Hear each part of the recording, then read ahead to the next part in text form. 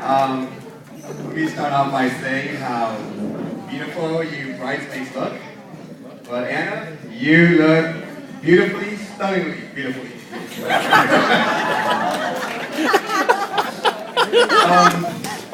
I have known Guy now for about 18 years. And when I first met Guy, I just knew who he was. I knew him as the quiet kid in the back of the class, or in the cafeteria. But the Guy had a little adventure aside.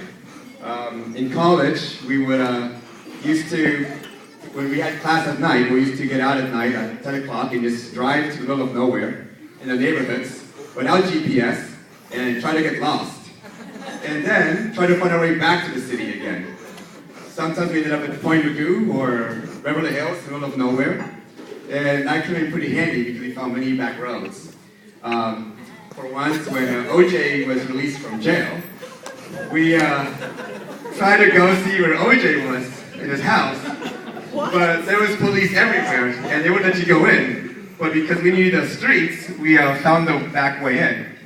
So we decided to pretend we were jogging in the neighborhood. The only problem was we were wearing jeans and t-shirts.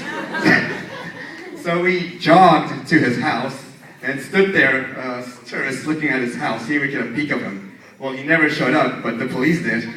And they came up to us and like, what are you guys doing? He was like, we're kind of looking. And they're like, IDs please. And we had to show our IDs, and then we were quickly escorted. When it came to clubbing, we were dragged to the clubs. Guy and I would be like little wingmen in the back of the club, just quietly trying to hide or find a way to escape. When we used to go to Hillel, I used to drag him with me so we could find girls at the meat markets, if you know what I mean.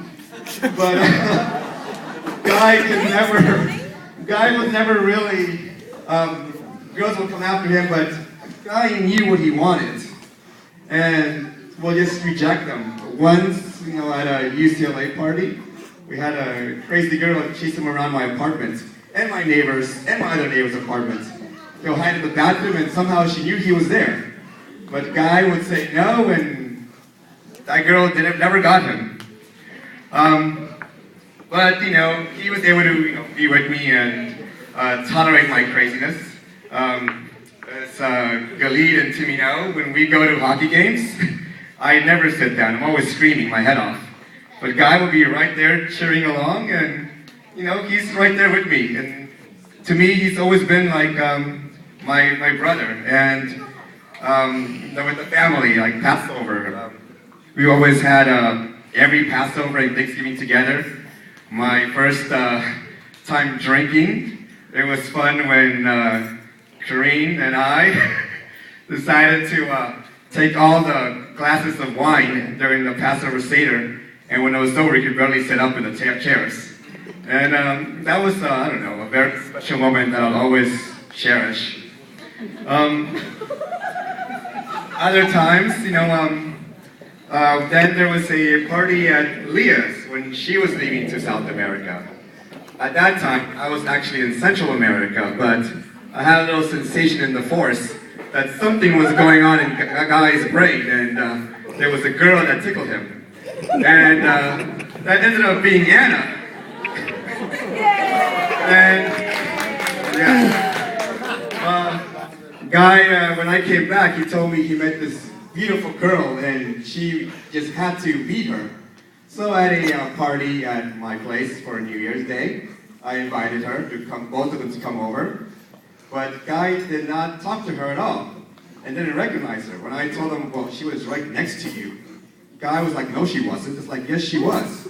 It's like, it was the girl that was racist. Like, no, she's a blonde. It's like, she dyes her hair. And Guy didn't get it. So the next day, we decided to go see a movie because I knew that both of these guys loved movies. And Guy and I, we used to go to the movies about 3 times a week during the school year all the time.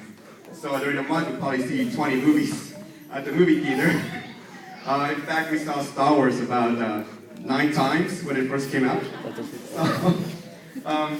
And I knew Anna loved the movies. So the next day, we went to go see a movie. And then I tried next time again, but I decided that this time it was going to be a date. So I tricked them both to come over, and as we were going to the car, I told them, well, sayonara, I'm leaving. Like, where are you going? I'm like, I'm going to a party. You guys are going on a date. And I took off, and they were by themselves. So that was their first official date, I guess.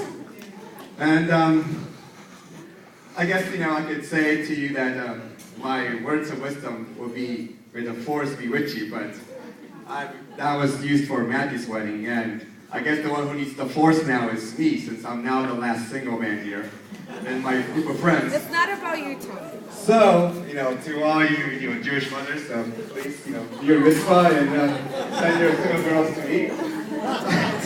But, okay, I'm happy to say that it's Guy's Day, and I am very happy that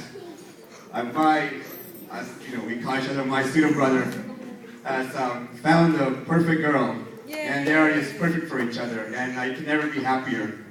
So, I just like to say the words from a show that you made me like, that used to freak me out because of the music and the pointy ear guy.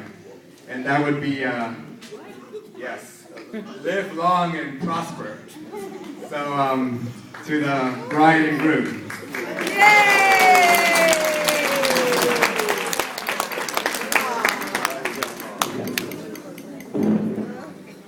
And now here comes the maid of honor.